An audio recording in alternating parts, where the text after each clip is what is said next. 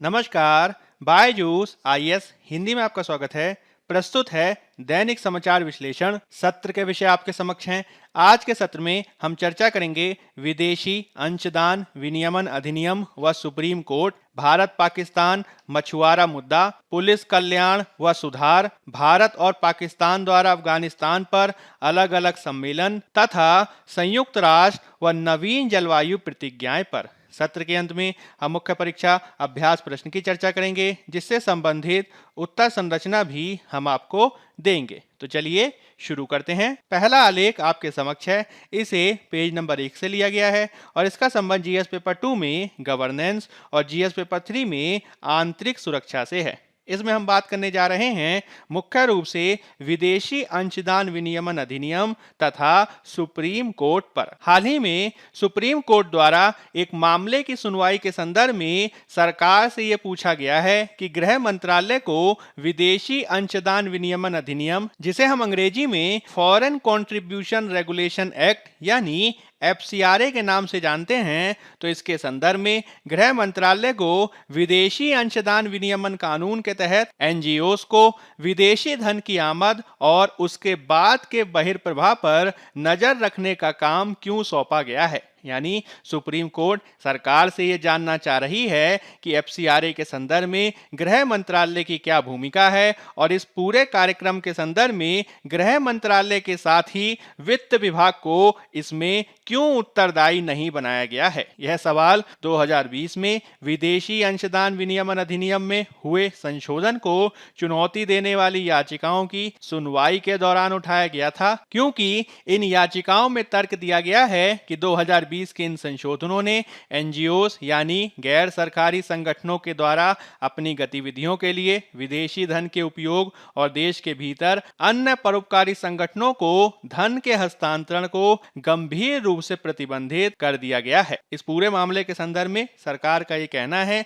कि उसे intelligence bureau यानी आईबी का इनपुट मिला है, जिससे यह पता चला है कि भारत में प्रवेश करने वाले विदेशी धन का प्रयोग किया जा रहा है शांति और सुरक्षा को अस्थिर करने वाली गतिविधियों को फंडिंग करने के लिए, और आईबी के इनपुट से यह भी संकेत मिला है कि इस पैसे का इस्तेमाल नक्सल गतिविधियों और नक्सलियों को प्रशिक्षित करने के लिए भी किया जा रहा है। सरकार के मतानुसार आंतरिक सुरक्षा के दृष्टिकोण से एनजीओ आदि संगठनों के प्रमुख लोगों को जानने की आवश्यकता उठ खड़ी हुई है और गृह मंत्रालय ऐसा करने में सबसे अच्छी स्थिति में है, क्योंकि आंतरिक सुरक्षा के संदर्भ में गृह मंत्रालय के ही सबसे महत्वपूर्ण भूमिका होती है। साथ ही साथ सरकार का यह भी कहना है कि विदेशी धन के प्राप्तकर्ताओं की पहचान आधार प्रणाली के माध्यम से की जाती है, जो कानून के अनुसार ही है। इस पूरी गतिविधि में आपको यह ध्यान रखना है कि फिलहाल कोर्ट ने मामले को फैसले के लिए सुरक्षित रख लिया है।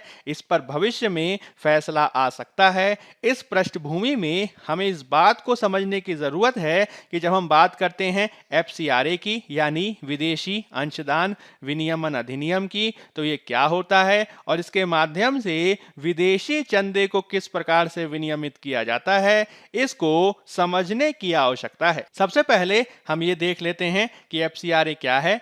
एफसीआरए, जिसे अंग्रेजी में foreign contribution regulation act, Hindi में विदेशी अंशदान विनियमन अधिनियम कहा जाता है, यह मुख्य रूप से भारत में विदेशी दान को नियंत्रित करता है और यह सुनिश्चित करता है कि इस तरीके के योगदान आंतरिक सुरक्षा पर प्रतिकूल प्रभाव ना डालें। पहली बार इसे 1976 में अधिनियमित किया गया था, फिर इसे 2010 में संशोधित किया गया था, जब विदेशी दान को विनियमित करने के लिए कई नवीन उपायों को अपनाया गया था। एफसीआरए उन सभी संघ, समूहों और गैर सरकारी संगठनों पर लागू होता है जो विदेशी चंदा प्राप्त करना चाहते हैं। ऐसे सभी एनजीओ आदि के लिए एफसीआरए के तहत अपना पंजीकरण करना अनिवार्य बनाया गया है और यह पंजीकरण शुरू में 5 साल के लिए वैध होता है, जिसे बाद में नवीनीकृत किया जा सकता है यदि वह सभी मानदंडों का पालन करते हैं। इस प्रकार से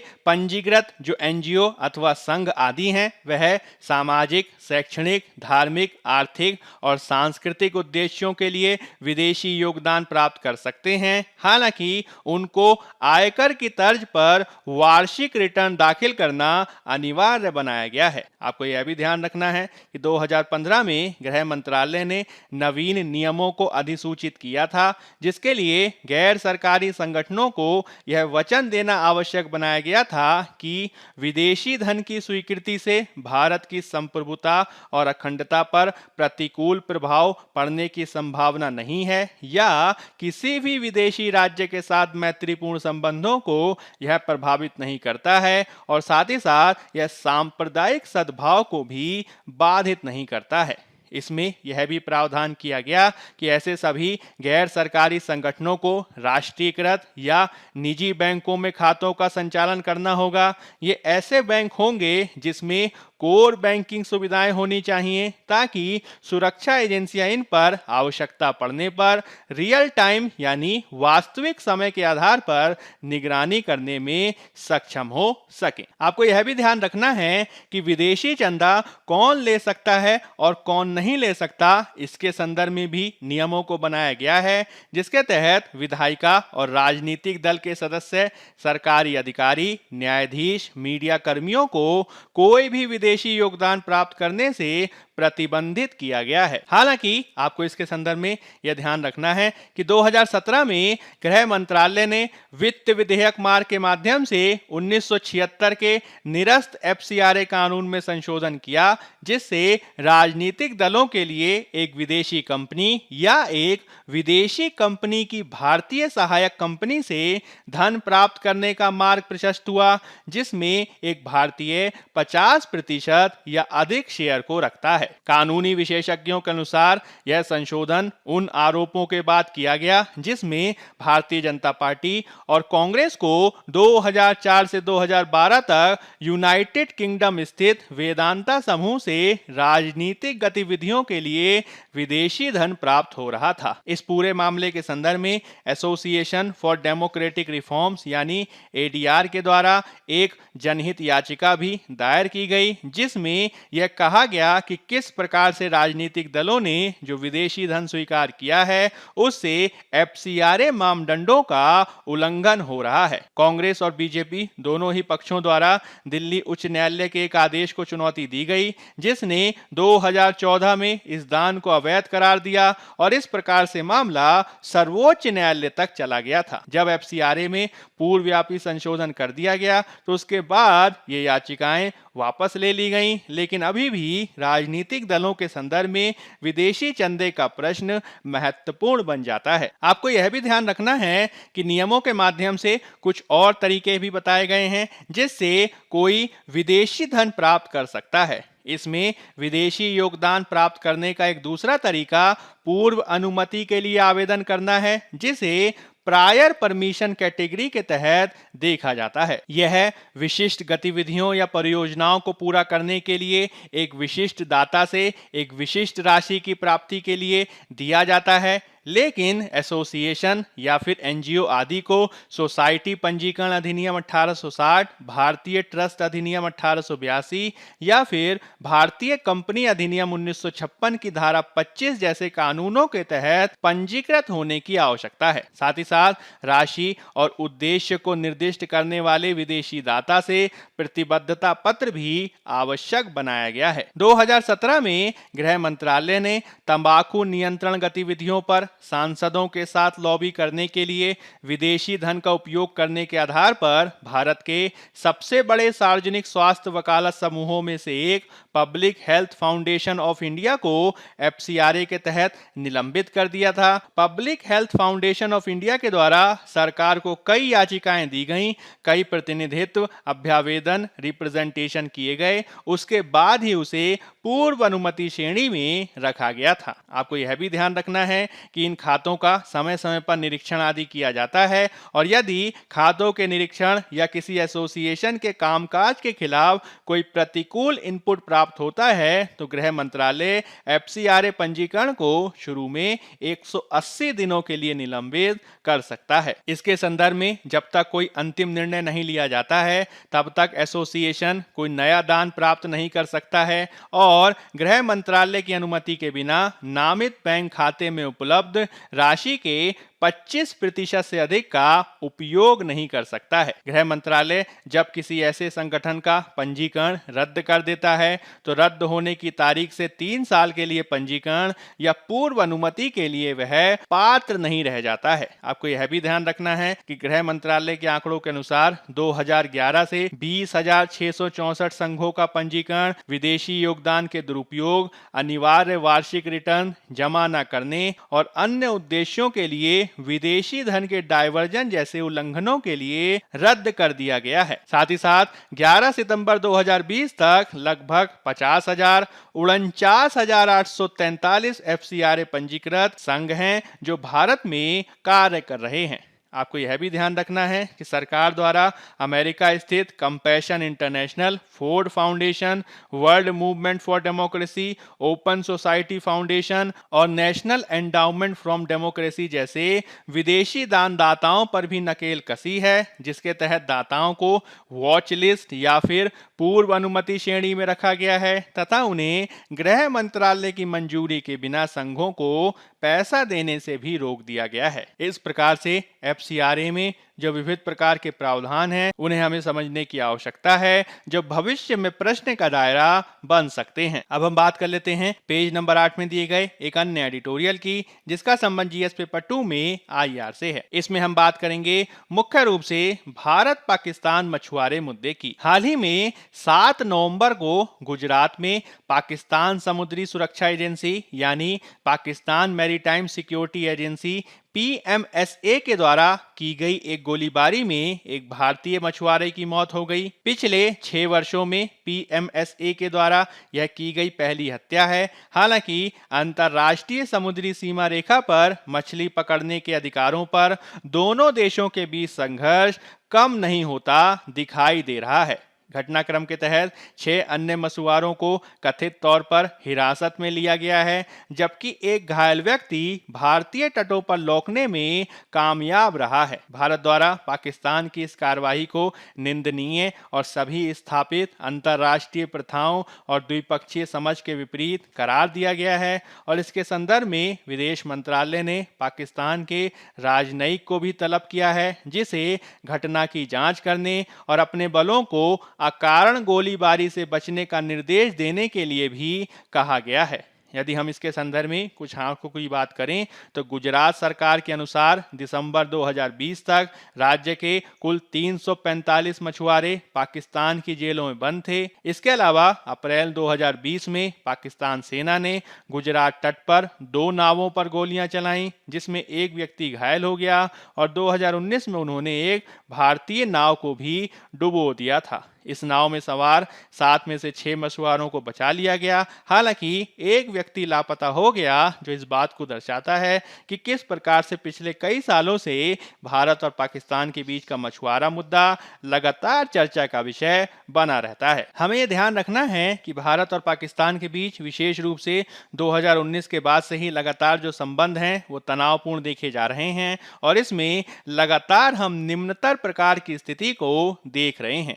इस तरीके से मछुआरे अक्सर दोनों देशों के बीच के द्विपक्षीय संबंधों के उतार चढ़ाव में फंस जाते हैं जिससे मछुआरों को काफी नुकसान होते देखा जा सकता है। इसकी पुष्टि नेशनल फिश वर्कर फोरम के अनुसार भी होती है जिसके तहत पाकिस्तानी जेलों में 558 भारतीय मछुआरे हैं और 74 भारतीय जेलों में पाकिस्तान से है। फोरम ने गणना की है कि 1200 भारतीय मछली पकड़ने के जहाज अभी भी पाकिस्तान की हिरासत में हैं हैं और इससे इन कैद लोगों के परिवार बेहद गरीबी में अपना जीवन गुजार रहे हैं। इस प्रकार से जेलों में बंद लोगों तक जो काउंसलर एक्सेस राजनयिक पहुंच होनी चाहिए वह भी काफी मुश्किल है और पाकिस्तान में 558 कैदियों में से केवल 295 द्वारा ही अपनी राष्ट्रीयता की पुष्टि की गई है। हमें यह भी ध्यान रखना होगा कि 2007 में दोनों देशों के द्वारा एक संयुक्त न्यायिक समिति का गठन किया गया था जिसमें 8 सेवानिवृत्त न्यायाधीश थे, जिसमें पाकिस्तान और भारत दोनों से ही 4-4 न्यायाधीशों को शामिल किया गया था ताकि इस प्रकार की समस्या का समाधान किया जा सके, नागरिक कैदियों के आदान प्रदान को सुविधाजनक बनाया जा सके। हालांकि इसके बावजूद इस पर ज्यादा प्रगति नहीं देखी गई है। यह जो तंत्र है वह 2013 से निष्क्रिय बना हुआ है और 2018 में जब इसे पुनर्जीवित करने के प्रयास किए गए थे तब भी यह सफल नहीं हो पाया था। हाल के समय में यह देखा गया है कि किस प्रकार से अंतर्राष्ट्रीय सीमाओं पर नागरिक अक्सर देशों के बीच विवादों में फंस जाते हैं और भारत में जमीन और समुद्र में ऐसे कई प्रकार के हॉट स्पॉट देखे जा सकते हैं। यहाँ तक कि भारत और श्रीलंका समुद्री सीमा के पास उद्यम करने वाले मछुआरे भी अक्सर शिकार होते हैं, जबकि भारत और श्रीलंका के बीच के जो द्विपक्षीय संबंध हैं वह काफी सौहार्दपूर्ण दिखाई दिए हैं। म्यांमार और बांग्लादेश की सीमाओं के साथ कई भारतीय गांव भी संघर्ष के रंगमंच बन जाते हैं क्योंकि समुदायों को अक्सर अंतर्राष्ट्रीय सीमाओं के साथ सामंजस्य बिठाना कठिन होता है जो उनके आर्थिक और सामाजिक गतिविधियों के पारंपरिक क्षेत्रों को विभाजित करते हैं। हमें यह भी ध्यान रखना होगा कि किस प्रकार से पाकिस्तान के द्वारा भारत में आक्रामक तरीके से राज्य प्रायोजित आतंकवाद और हिंसा को प्रायोजित किया गया है और उनकी एजेंसियों के द्वारा किस प्रकार से समुद्री मार्ग का प्रयोग करते हुए ही 2008 में मुंबई में आतंकवादी हमलों को अंजाम दिया गया था। हमें यह भी ध्यान रखना होगा कि यह एक प्रकार की त्रासदी ही है कि किस प्रकार से आम लोग अपनी आजीविका कमाने की कोशिश करते हुए एक विदेशी जेल में जा सकते हैं। यही कारण है कि भारत और पाकिस्तान को इसे एक मानवीय संकट के रूप में देखना चाहिए और इसे हल करने की दिशा में काम किए जाने की आवश्यकता है। दोनों देशों द्वारा इस ताजा घटना के चलते किसी भी प्रकार के तनाव से वृद्धि से बचने की आवश्यकता है और इसी आधार पर आगे कार्यवाही किए जाने की आवश्यकता है। अब हम बात कर लेते हैं पेज नंबर 9 में दिए गए एक अन्य आलेख की, जिसका संबंध जीएस पेपर 2 में गवर्नेंस और जीएस पेपर 3 में आंतरिक सुरक्षा से है। इसमें हम बात करेंगे मुख्य रूप से पुलिस सुधारों और कल्याण की। हाल ही में तमिलनाडु सरकार के द्वारा अपने पुलिस कर्मियों को हफ्ते में 1 दिन की छुट्टी दी गई है ताकि उनके स्वास्थ्य को बेहतर किया जा सके और वह अपने परिवार के साथ समय बिता सकें। पुलिस सुधार और कल्याण की दिशा में इसे एक बेहतर कदम माना जा रहा है क्योंकि 2019 के एक सर्वे के अनुसार 2 में से 1 पुलिसकर्मी हफ्ते में 1 भी दिन छुट्टी प्राप्त नहीं कर पाते हैं और इसी सर्वे के अनुसार औसत स्तर पर 80% से अधिक पुलिसकर्मी एक दिन में 8 से अधिक घंटे काम करते हैं। 10 में से 7 पुलिसकर्मियों पर काम का बोझ रहता है जिसका प्रभाव उनके बौद्धिक व मानसिक स्वास्थ्य पर देखा जा सकता है। इससे न केवल वे अकुशल रह जाते हैं अपितु इससे पुलिस सुधारों का विषय भी महत्वपूर्ण हो जाता है। जब हम बात करते हैं पुलिस सुधारों की तो आपको ध्यान रखना है कि पुलिस सुधारों का उद्देश्य पुलिस संगठनों के मूल्यों, संस्कृति, नीतियों और प्रथाओं को बदलना है। साथ ही साथ यह पुलिस को लोकतांत्रिक मूल्यों, मानवाधिकारों और विधि के शासन के सम्मान के साथ ही अपने कर्तव्यों का पालन करने की भी परिकल्पना करता है। इसका उद्देश्य यह भी सुधारना है कि पुलिस सुरक्षा क्षेत्र के अन्य हिस्से जैसे कि अदालत, कार्यकारी, संसदीय या स्वतंत्र अधिकारियों के साथ प्रबंधन या निरीक्षण जिम्मेदारियों के साथ कैसे बातचीत करती है। इसी के चलते समय समय पर पुलिस सुधार के संदर्भ में विविध प्रकार के सुझावों को अपनाया गया है। इसके तहत पुलिस बलों के आधुनिकीकरण पर बल दिया गया है जो योजना 1969 से 70 के काल में शुरू की गई और पिछले कई वर्षों में इसमें कई सारे संशोधन किए गए हैं। हालांकि सरकार द्वारा स्वीकृत वित्त का पूरी तरीके से उपयोग किए जाने की आवश्यकता है, जिसका प्रयोग आधुनिक हथियारों की खरीद में किया जाना चाहिए। पुलिस बलों को अधिक गतिशील बनाए जाने के लिए किया जाना चाहिए। उन्हें समयबद्ध आधार पर रसद, समर्थन, पुलिस वायरलेस उन्नयन आदि पर किया जाना चाहिए और साथ ही साथ इसके संदर्भ में एक राष्ट्रीय उपग्रह नेटवर्क को बनाए जाने की भी बात की जा रही है। हालांकि इस पूरे मामले के संदर्भ में राजनीतिक इच्छा शक्ति की भी आवश्यकता है, क्योंकि सुप्रीम कोर्ट द्वारा एक ऐतिहासिक प्रकाश सिंह वाद में 2006 में 7 निर्देश दिए गए थे, जहां पुलिस सुधारों में अभी भी काफी काम किए जाने की जरूरत है। प्रकाश सिंह वाद का मुख्य उद्देश्य पुलिस नियुक्तियों में होने वाले राजनीतिक हस्तक्षेप को रोकना और पुलिस को मानवीय चेहरा देकर उसकी परिचालन क्षमता में सुधार करना था। हालांकि राजनीतिक इच्छा शक्ति की कमी के चलते इन निर्देशों को कई राज्यों में अक्षरशः लागू नहीं किया गया है, जिससे समस्याएं अभी भी देखी जा सकती हैं। हमें यह भी समझना होगा कि जब हम बात करते हैं पुलिस सुधारों की, तो पुलिस सुधारों को समग्र रूप में लिए जाने की जरूरत है, जिसके तहत संपूर्ण आपराधिक न्याय प्रणाली में सुधार किए जाने की जरूरत है। इसके तहत पुलिस सुधारों के साथ साथ आपराधिक न्याय प्रणाली में सुधार करने के लिए हमें विविध प्रकार की समितियों की सिफारिशों को लागू किए जाने की आवश्यकता है, जिसमें मेनन और मलिमत समिति आदि का उदाहरण दिया जा सकता है। मेनन और मलिमत समितियों आदि के माध्यम से पीड़ितों को मुआवजा देने के लिए एक कोष का निर्माण करने पर बल दिया गया। देश की सुरक्षा के लिए खतरा होने वाले अपराधों से निपटने के लिए राष्ट्रीय स्तर पर एक अलग प्राधिकरण की स्थापना किए जाने की बात की गई और संपूर्ण आपराधिक प्रक्रिया प्रणाली का सुधार किए जाने पर बल दिया गया है। अब हम बात कर लेते हैं पेज नंबर 11 में दिए गए एक अन्य आलेख की, जिसका संबंध जीएस पेपर 2 में आईआर से है। यह संबंधित है भारत और पाकिस्तान के द्वारा अफगानिस्तान पर अलग अलग सम्मेलन आयोजित किए जाने से। दिल्ली और इस्लामाबाद इस सप्ताह अफगानिस्तान पर 2 समानांतर ट्रैक आयोजित करने जा रहे हैं। यह 2 बैठकें भारत और पाकिस्तान के बीच के विभाजन को तेज करती हैं और इस क्षेत्र विशेष में एक दूसरे की भूमिका के बारे में भी दृष्टिकोण को दर्शाती हैं। आज यानी बुधवार को राष्ट्रीय सुरक्षा सलाहकार अजीत डोभाल दिल्ली क्षेत्रीय सुरक्षा वार्ता के लिए रूस, ईरान और 5 मध्य एशियाई राज्यों के अपने समकक्षों से मिलेंगे, जिनमें राष्ट्रीय सुरक्षा सलाहकार और इनमें से प्रत्येक देश के राज्य सुरक्षा प्रमुख शामिल होने जा रहे हैं। इसी प्रकार से कल गुरुवार को अफगानिस्तान पर पाकिस्तान के विशेष दूत मोहम्मद सादिक खान रूस, चीन, अमेरिका और पाकिस्तान से बने विस्तारित ट्रॉइका की एक बैठक की मेजबानी करेंगे। पहली बार ट्रॉइका प्लस तालिबान के कार्यवाहक विदेश मंत्री अमीर खान मुत्तकी से भी मुलाकात करेगा, जो द्विपक्षीय बैठकों के लिए इस्लामाबाद का दौरा कर रहे हैं।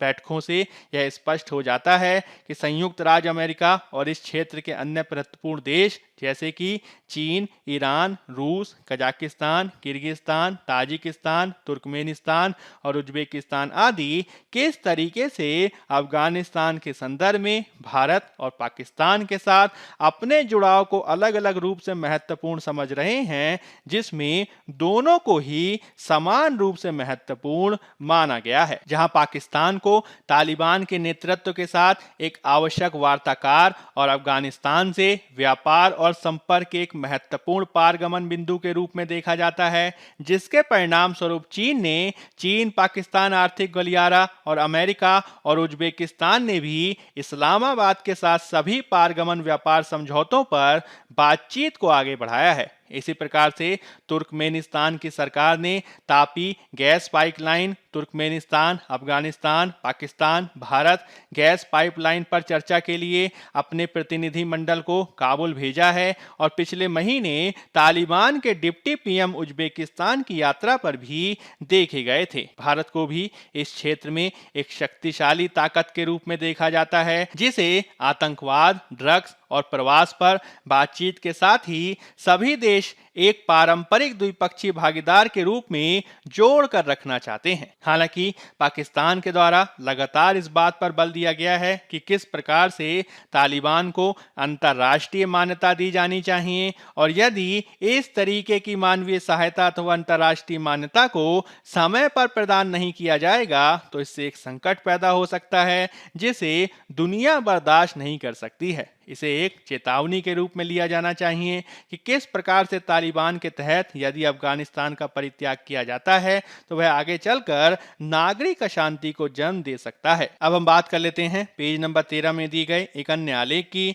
जिसका संबंध जीएस पेपर 3 में पर्यावरण और पारिस्थितिकी से है। इसमें हम बात करेंगे संयुक्त राष्ट्र व नवीन जलवायु प्रतिज्ञाओं की। हाल ही में संयुक्त राष्ट्र के एक अद्यतन आकलन में कहा गया है, भारत आदि के द्वारा 2070 आदि में कार्बन न्यूट्रल होने की घोषणा और नवीन उत्सर्जन कटौती प्रतिज्ञाओं के बावजूद इस सदी के अंत तक तापमान वृद्धि पर इसका प्रभाव न्यूनतम ही होने की आशंका है। संयुक्त राष्ट्र पर्यावरण कार्यक्रम यानी यूएनईपी ने कहा था कि मौजूदा डीकार्बोनाइजेशन योजनाएं, जिन्हें राष्ट्रीय स्तर पर निर्धारित योगदान या फिर नेशनली डिटरमाइंड कंट्रीब्यूशन एनडीसीज के रूप में जाना जाता है, उन्होंने इस सदी में दुनिया को 2.7 डिग्री सेंटीग्रेड तक गर्म करने के ट्रैक पर रख दिया है। इस रिपोर्ट ने चेतावनी दी कि देशों को 1.5 डिग्री सेल्सियस तक यदि वार्मिंग को बनाए रखना है तो इसके लिए उत्सर्जन को कम से कम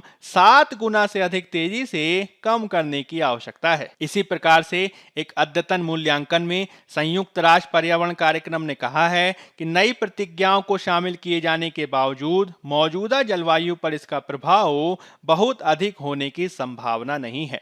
संयुक्त राष्ट्र के अनुसार देशों के नवीनीकृत राष्ट्रीय स्तर पर निर्धारित योगदान या एनडीसीज, जिन्हें पेरिस समझौते के तहत हर 5 साल में अपडेट किया जाता है, इनकी घोषणा के बावजूद 2030 तक उत्सर्जन में 13.7% की बढ़ोतरी देखी जा सकती है। संयुक्त राष्ट्र पर्यावरण कार्यक्रम के अनुसार 1.5 डिग्री सेल्सियस के अनुरूप तापमान बनाए रखने के लिए हमें 2030 तक उत्सर्जन में 45% की गिरावट करनी होगी, और चूंकि ऐसा देखने को नहीं मिल रहा है, अतः हम वहां नहीं हैं जहां हमें होना चाहिए और हमें इसके संदर्भ में और अधिक कार्यवाही के साथ कदम को उठाने की आवश्यकता है। अब हम बात कर लेते हैं मुख्य परीक्षा अभ्यास प्रश्न की। विदेशी अंशदान विनियमन अधिनियम एफसीआरए क्या है और यह दान को कैसे नियंत्रित करता है? एफसीआरए पर गृह मंत्रालय की भूमिका पर सुप्रीम कोर्ट की टिप्पणी की पृष्ठभूमि में चर्चा करें। 15 अंक 250 शब्द। दूसरा प्रश्न है, भारत और पाकिस्तान को यह सुनिश्चित करना चाहिए कि मछुआरे संबंधों में गिरावट का शिकार ना हो। हाल ही में गुजरात तट पर पाकिस्तान समुद्री सुरक्षा एजेंसी द्वारा की गई गोलीबारी में एक भारतीय मछुआरे की मृत्यु की पृष्ठभूमि में चर्चा करें। 15 अंक 250 शब्द। पहले उत्तर की संरचना की भूमिका में आप विदेशी अंशदान विनियमन अधिनियम एफसीआरए का सामान्य परिचय देंगे और इसके मुख्य भाग में आप एफसीआरए पर सुप्रीम कोर्ट के हालिया वाद की चर्चा करेंगे, विदेशी अंशदान विनियमन अधिनियम और इसके हालिया संशोधन की चर्चा करेंगे तथा इससे संबंधित विविध प्रावधानों पर उदाहरण सहित व्याख्या को भी देंगे। फिर आप एक उपयुक्त सकारात्मक निष्कर्ष प्रस्तुत करेंगे और इस रूप में आपका उत्तर पूर्ण होगा। दूसरे उत्तर की संरचना की भूमिका में आप भारत पाकिस्तान हालिया संबंधों का सामान्य परिचय देंगे और इसके मुख्य भाग में आप पाकिस्तान फायरिंग में भारतीय मछुआरे की मौत की घटना की व्याख्या करेंगे, भारत पाकिस्तान के मध्य मछुआरों को लेकर देखे जा रहे तनाव को आंकड़ों सहित व्याख्यायित करेंगे, इसके संदर्भ में